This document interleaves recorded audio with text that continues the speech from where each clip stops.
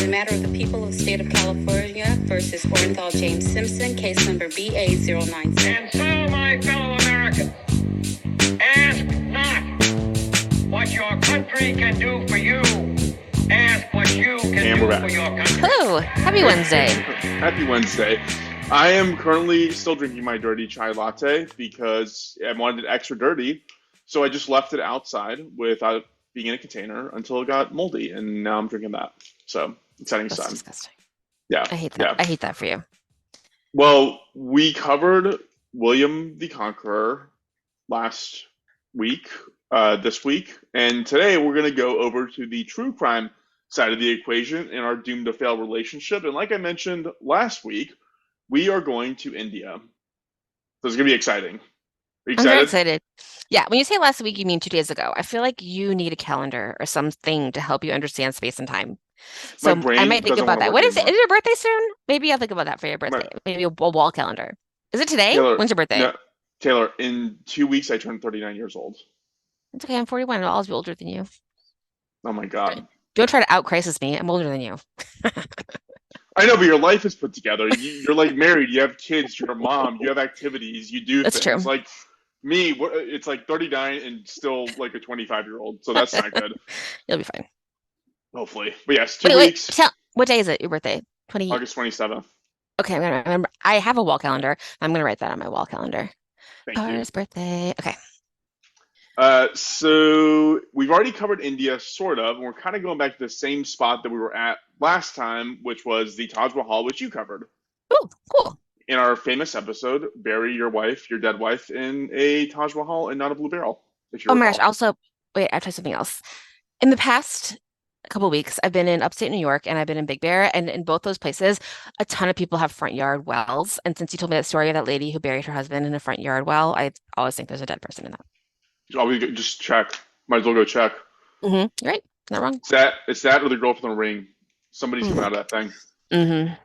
So, like I said, today we're crossing the pond over to India, and I'm going to cover a story that I heard about years and years ago, and remember thinking it was absolutely insane, and that it wasn't popular. Like it was a crazy story that nobody seems to know about, nobody's heard. It was basically the Indian version of like Jeffrey Dahmer, except probably,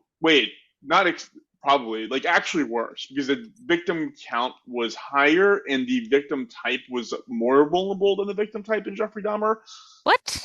Yeah, No. but which made me think like, oh, it's kind of wild that this wasn't covered. And so I started looking into it and I started researching and I was like, oh, I totally understand why we don't cover like other cultures, because the translation is hard to totally understand.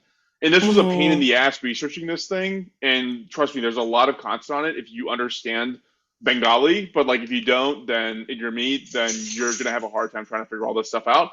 Yeah. But the bigger part of it is that some of these dynamics in the different cultural dynamics that are involved make it hard to comprehend how things like this could happen.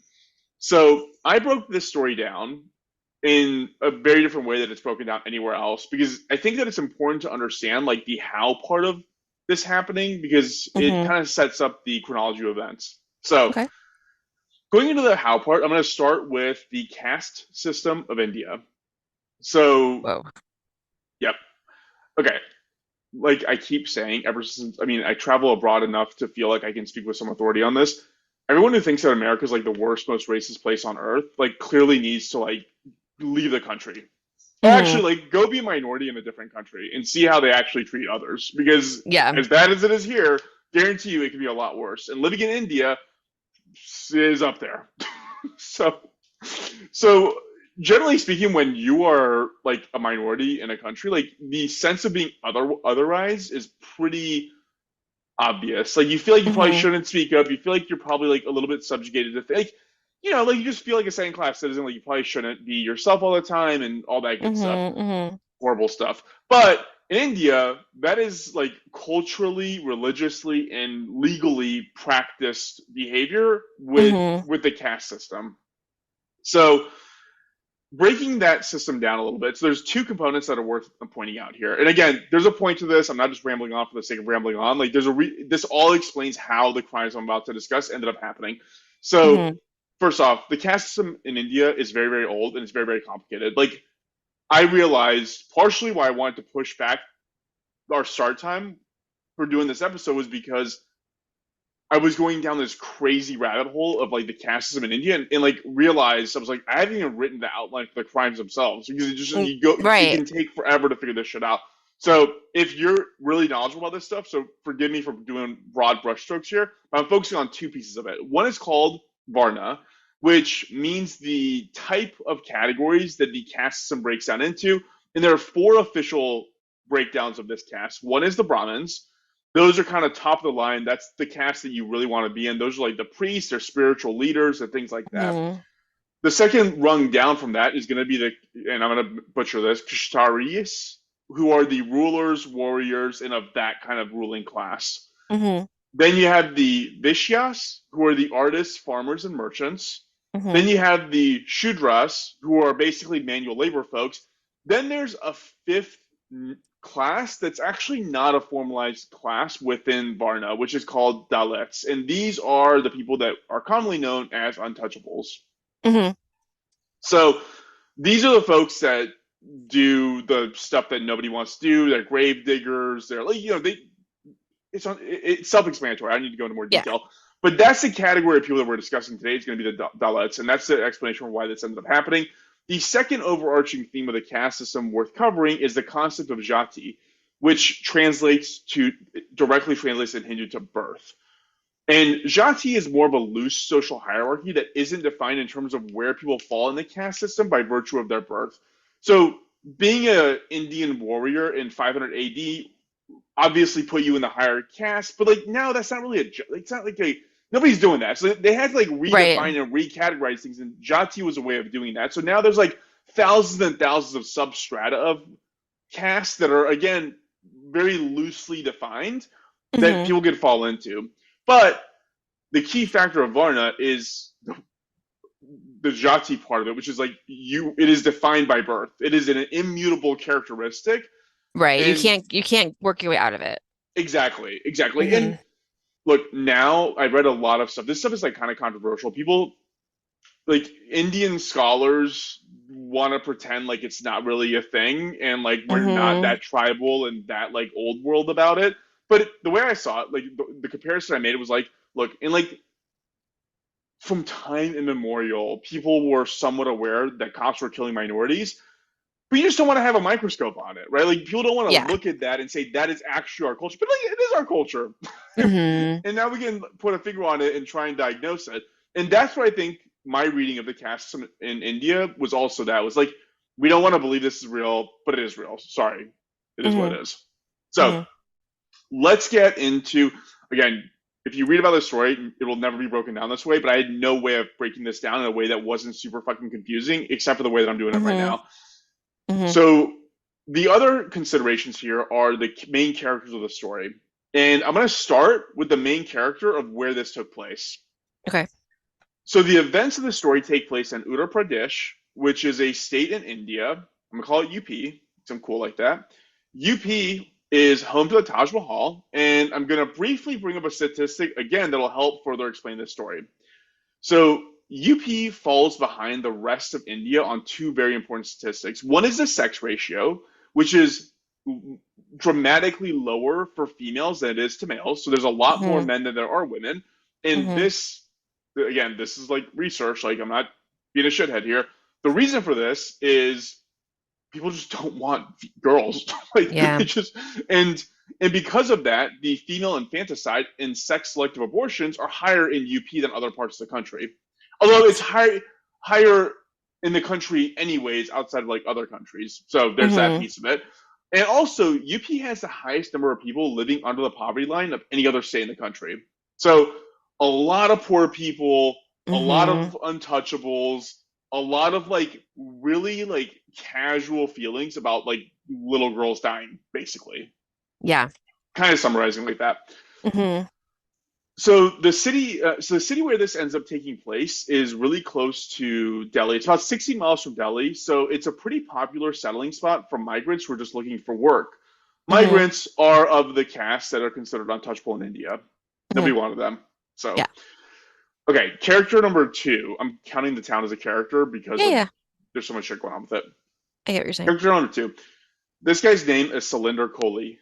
So the details of Surinder's life were crazy hard to find and piece together, and you'll understand why as I describe the little tidbits of information that I was able to glean from his life.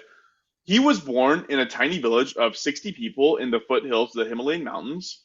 We have no clue what his birth date is, but surprise, surprise, spoiler alert, he gets arrested, and when he gets arrested, you look at the pictures of him, if you're trying to age him, you'd probably guess he was probably born sometime in the 1970s, maybe late 1960s.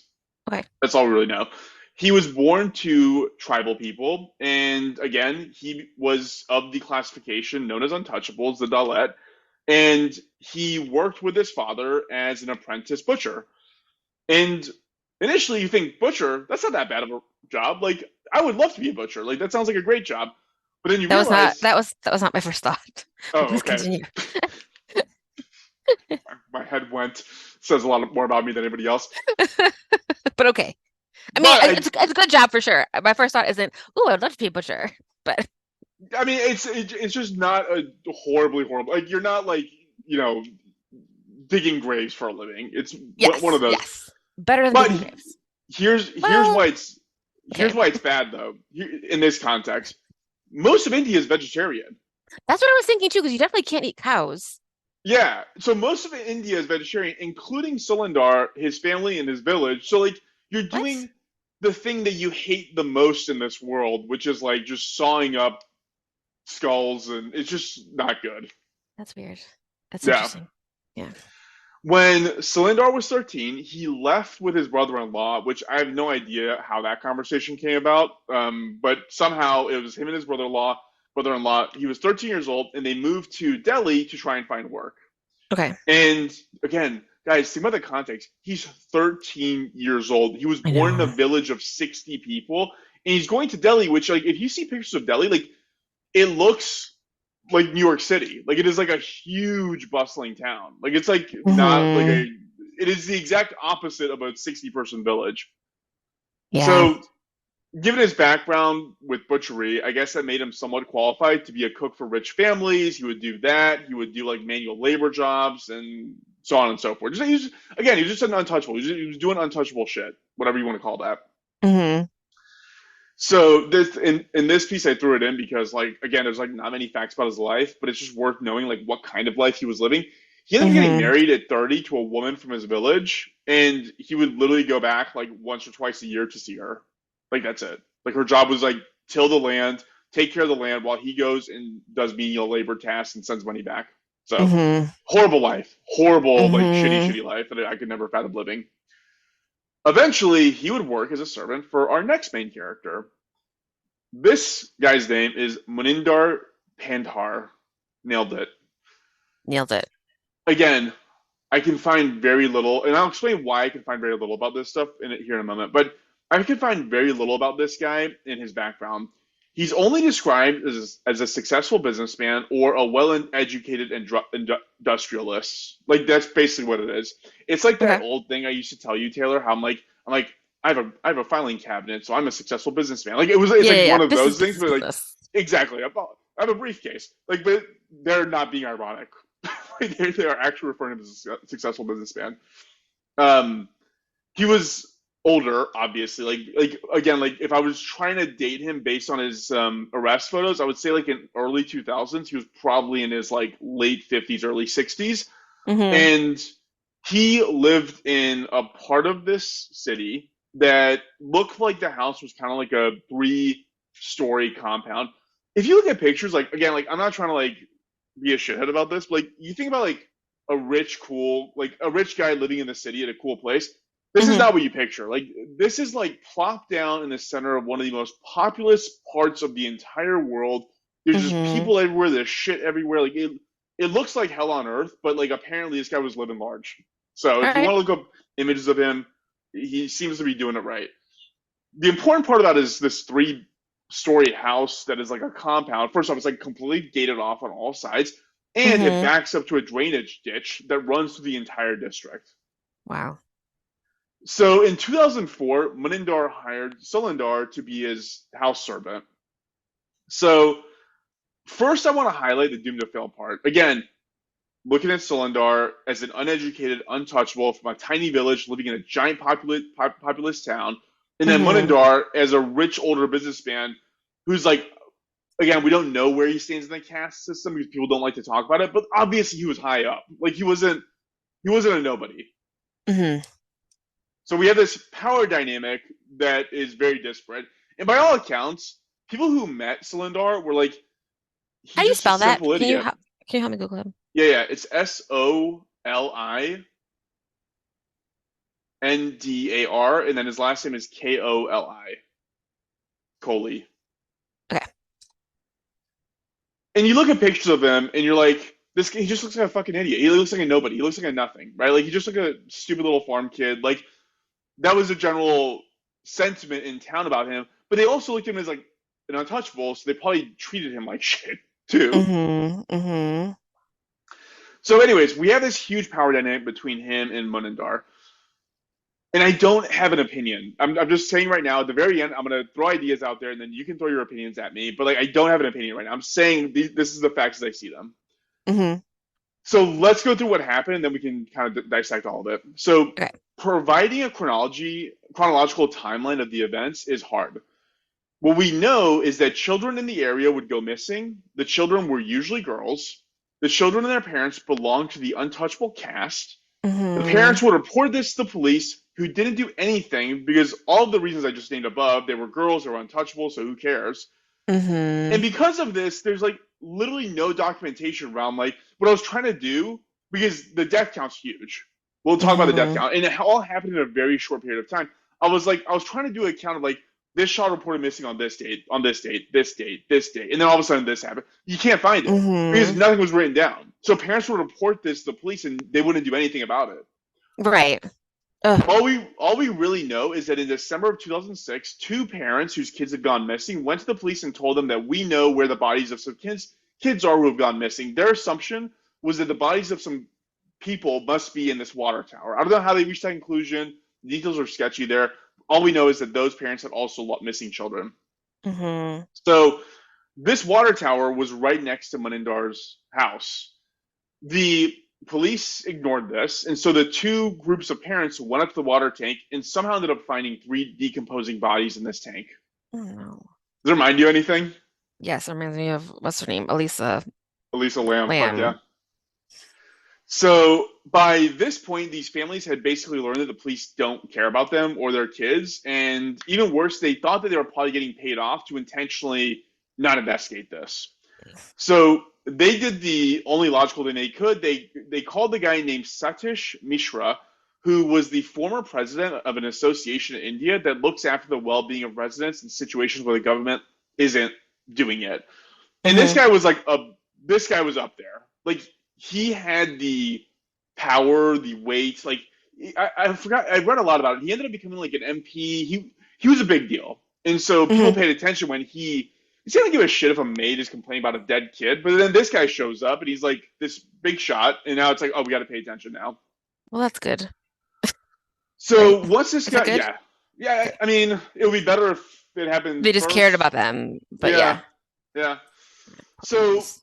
by this point, all we know is there's three bodies right next to this guy's house. A very cursory examination into the drains behind Menindar's house would uncover garbage bags containing more body parts. Oh my God. In total, 19 bodies were found. So the theory is there's basically, I mean, if we found 19, there's got to be more than that. And the police estimate was there's probably 31 bodies in total, but they don't know. They don't know for Right. sure. 19 is Wow. what they settled on. There was only one adult victim, a call girl named Payel, and at least 11 female children and possibly seven boys. So I think there was probably more girls than 11. So we're just making assessments here based on autopsies. Wow. The one adult victim, Payel, was the reason why Surinder and Moninder were initially arrested. Again, details Hmm. are kind of sketchy for how this came about, but it was basically people saying that the last place they saw Payel enter alive was Moninder's house. Hmm. So the police arrested them in connection with her disappearance, and during an interrogation, Moninder confessed to her murder. So this is when a large scale search of Monindar's home starts happening, and that's when they Hmm. start finding more bodies in the front yard, bodies in the backyard, and they're like, this all has to be connected. Like, there's bodies in the drainage ditch, there's bodies in the water tower, there's bodies in the ground. Like, somehow they piece it together. These guys are probably involved. Right. That's why like, oh, how did that get there? Yeah, I yeah. don't know. It's so crazy. It's a misplaced this femur bone. It's worth noting that by now the entire country was kind of aware of what was going on. For nearly think about this. So for nearly 2 years, children were being reported missing, all of whom lived in the same neighborhood, at least 18 that we know of, and the police did nothing, not even document this. So the federal agencies in the country came down and were like, "Oh, we got to take over this investigation." I mean, that I just want to point out that that happens constantly in America as well. Okay, there is a concept of the less dead here, which like is like basically prostitutes, more or less. Is that fair Yeah, to like say? sex workers and indigenous people, like there's a whole big thing, especially in Canada, where like indigenous women go missing constantly and they don't do anything for them. So there's a whole bunch Yeah, of totally. less things. Yeah. So we kind of have like almost like an intrinsic caste system, but I feel like if you were to report stuff to the police, they would at least look into it. In some cases, it's not perfect. I just want It's to not perfect. point that It's out. not perfect. Yes. Yeah. So the federal investigation into this crime started happening, and it kind of sounded like something out of the 1800s. So they used truth serum, for example. Whoa. Yeah, they made these guys draw pictures for psychologists, which is like I'll get to that here in a moment. They used brain mapping, which looks at the shape of the brain and like its attachment to the spinal column to assess someone's mental state. Like it was That can't like, be that can't be true. That sounds like eugenics, right? yeah, basically that's Yeah. kind of what it was. Well, so brain mapping is actually a legitimate science, but like not the way they were using it. Got it. Because like in brain mapping, they'll tell you like your frontal cortex, like that's where your inhibitions are. Like there's a science behind it, but not like this. Like this was trying to Hmm. get to, like motivations, and it's like dude, that's all neural synapses. Like there's the shape of his brain didn't determine like whether he's going to kill these kids or not. Right. Ultimately, Surinder confessed, and he says that he had committed all these crimes on his own. And what he would do is he'd bring these kids to the house, he would strangle them, rape them, cut them into pieces in his private bathroom, sometimes eat the flesh, but otherwise just dismember and throw the corpses away or bury them. That was Oh my Surinder's God. confession. Gross. He absolved Moninder completely, which at that time, the investigative body called CBI, which I didn't write down, so I don't remember what it stands for, they believed him. They're like, yep, Moninder didn't do this. Surinder says he did it. It must be him who did it. To me, I was like, there's probably some layer of corruption here, like given everything else we just discussed. And like you can't if someone I lived with was doing this, you would know. We're going to discuss that. Okay. That's there's a whole bullet point section here that we're going to get to in a minute. Okay. So at trial, they were both found guilty and given a death sentence. Several months later, a high court overturned Moninder's guilty verdict and fully acquitted him of the murder. So in India, in this case, I mean, I guess same case here, but it's like a separate trial for each murder. So like Hmm. you can get a death sentence for one, you can get life for the other, so on and so forth. So in this case, they were tried for one. Moninder had his conviction overturned. He was fully acquitted. So that's where we're at now.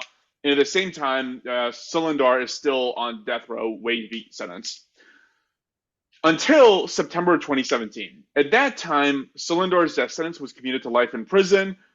But then both he and Moninder were tried for another murder, and they were again sentenced to death.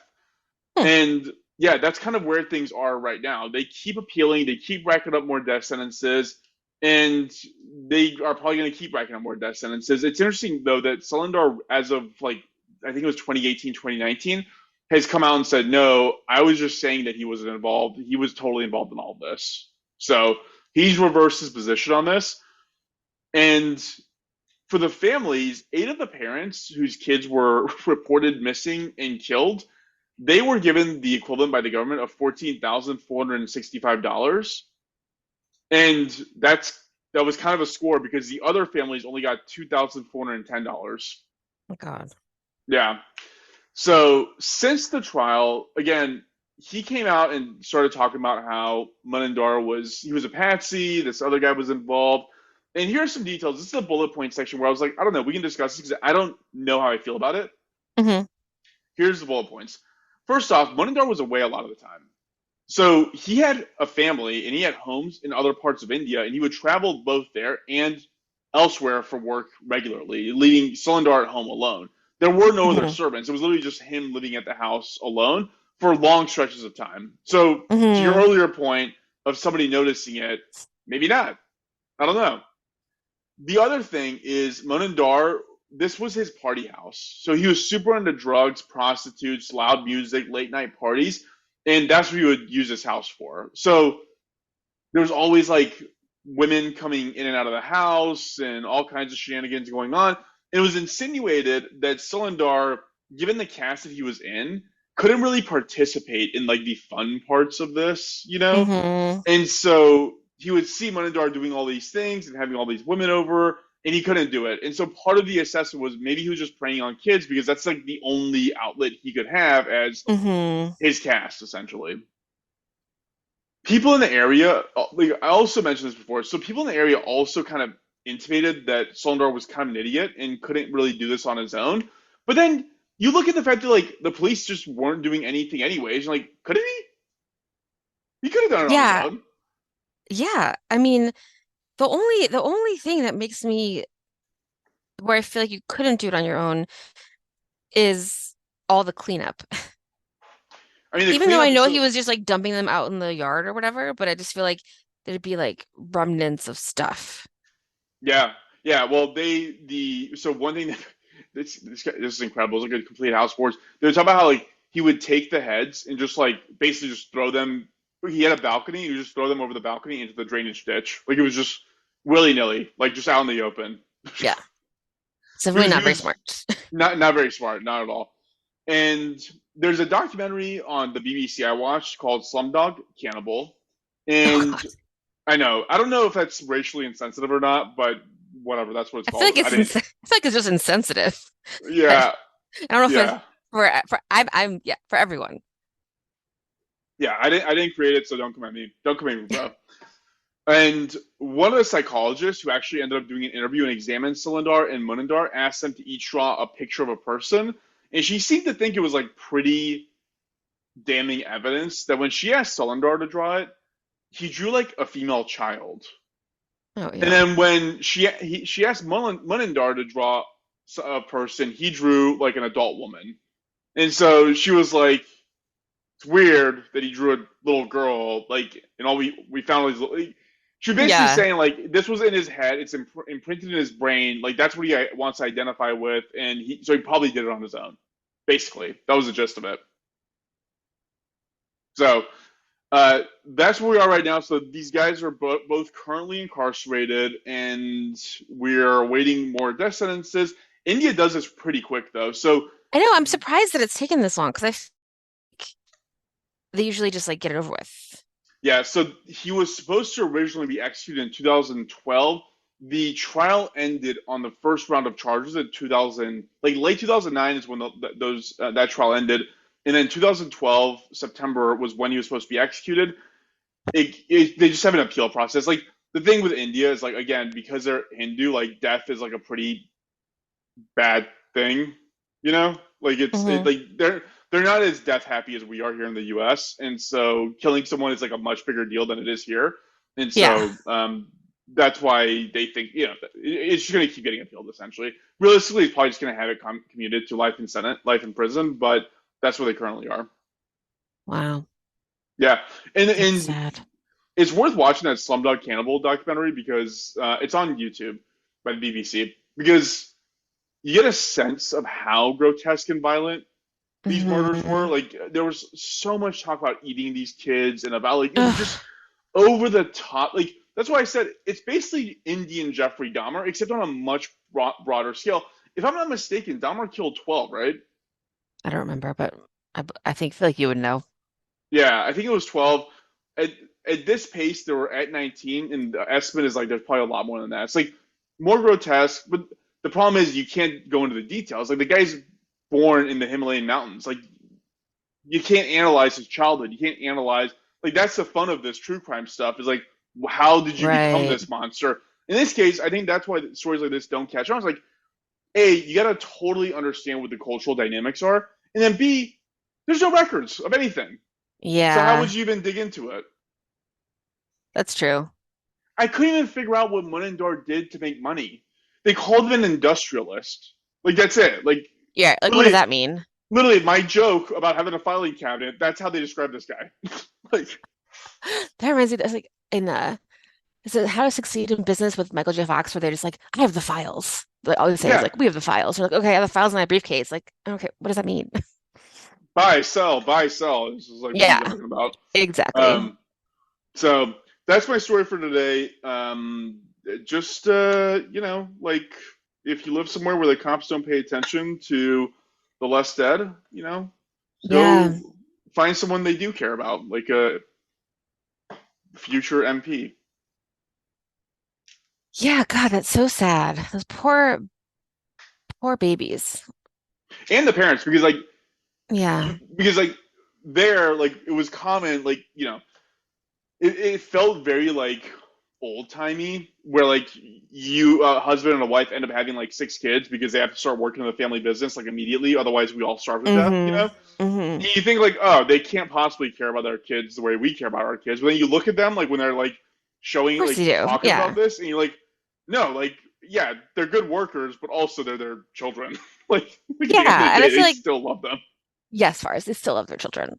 Yes. No, I feel like that's you can be kind of casual about all like kids that died in infancy in the past or in these places, but no, I'm sure it's terrible Yeah. to for any child to lose any child anytime. Well, that's incredibly sad. Yeah, yeah. Bad people are everywhere. And no Hmm. clue if these guys are actually in cahoots together, but I do think it's a doomed to fail relationship if you are incredibly poor, uneducated, and a complete outcast in society, and a very rich, successful businessman tells you, come live with me and just slaughter these little children for me. Just don't do it. Just don't. I mean, I know. I'm like okay, I'm going back and forth because now I'm like, well, you're right. How would he like know how to do a bunch of this stuff? But also he was a butcher, like you said. exactly. So I Exactly. don't know. So maybe he always wanted to do this, but like why would he do it? Like what was the instigating thing? I mean, at most, do it once or twice. Get out of your system and then move on with your life. Like, you don't have to do it 19 times. And really quickly too, right? It wasn't like 19 times over 30 years. No, It was like it was 19 like times. not even 2 years. Yeah, It's crazy. that's crazy. Yeah, he was Hmm. bad. He was a bad dude. So, Ugh. uh, Well, they're both yeah, bad, they're both no matter bad, what. presumably, no matter Yeah, what. Yeah, deal. allegedly. I agree Allegedly, with myself. same page. Yeah, wow. It's a lot. So yeah, that was an uplifting story, and then I think next week is going to be an equally heartwarming story that y'all are very much hopefully accustomed to. Per usual, I appreciate that. It's nice to leave feeling warm and fuzzy. There you go. There you Mhm. go. So that's our stories for today. Taylor, is there anything you want to sign off with before we cut this out? Just another continual plea. Please give us 5 stars on Apple Podcasts, Spotify. You can rate us on the app on your phone, but not on the computer. And then also just follow us everywhere. Please share if you have a friend who likes podcasts at all. Tell them about ours. Yeah, Let us we know what would you'd like to hear. appreciate We'd love that. to hear from you. We're at doomedtofailpod@gmail.com. So let us know if you have anything that you want to talk about. We'll also take cash. If you wanted to write a check out to us Yeah. personally, we'll Hmm. also take that. Yeah, absolutely. So We have no shame. yeah, no, that'd be great. Cool. All right, thanks, Faris. Alrighty. Thanks, Taylor. I'm gonna go ahead and cut it off. And there we